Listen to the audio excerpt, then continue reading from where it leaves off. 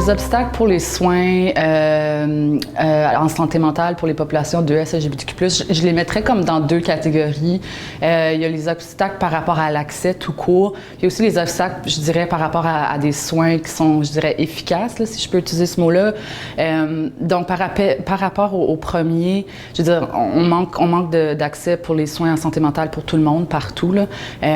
Et donc, si on n'a pas accès au système, par exemple, privé, pour avoir des soins dans le système privé, si on n'a pas des assurances, c'est vraiment difficile. On sait que nos communautés de LGBTQ+, sont disproportionnellement, encore une fois, affectées par la pauvreté ou les systèmes qui peuvent créer de la pauvreté. Donc, payer 100 $ de sa poche pour avoir accès à des psychothérapies, je veux dire, oublie ça pour la plupart des gens.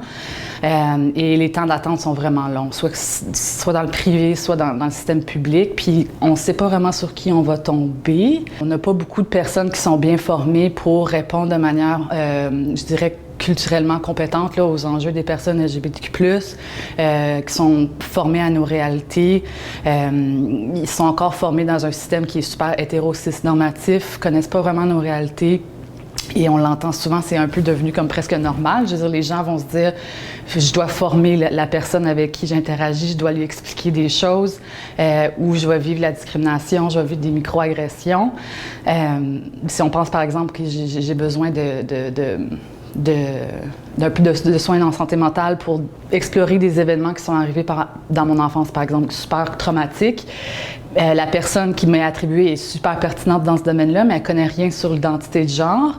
Je vais me faire mégenrer. Je vais probablement, en fait, juste compartimentaliser comme les deux côtés de mon identité, puis pas du tout amener ça à l'avant. Donc, comment est-ce que je peux vraiment réellement avoir accès à des soins si je suis comme ça, je suis pas capable d'être là en part entière comme personne entière.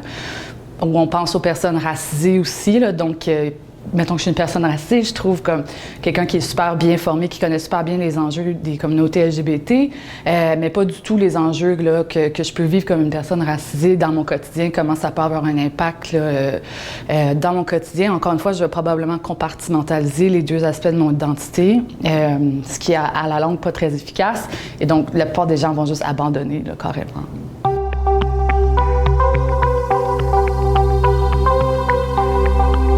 Pour améliorer l'accès puis mieux répondre aux besoins et aux préférences des communautés de LGBTQ+ en soins de santé mentale, je pense que la première chose qu'il faut faire, c'est réduire les barrières financières et économiques pour avoir accès, pour que les individus aient carrément accès à des services.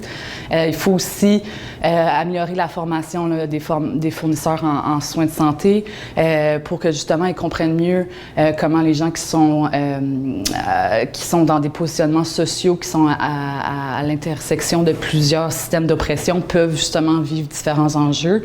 Et il faut aussi financer davantage les organismes qui sont sur le terrain, les organismes communautaires qui ont l'expertise, mais qui n'ont pas nécessairement toujours les ressources pour répondre à la très forte demande.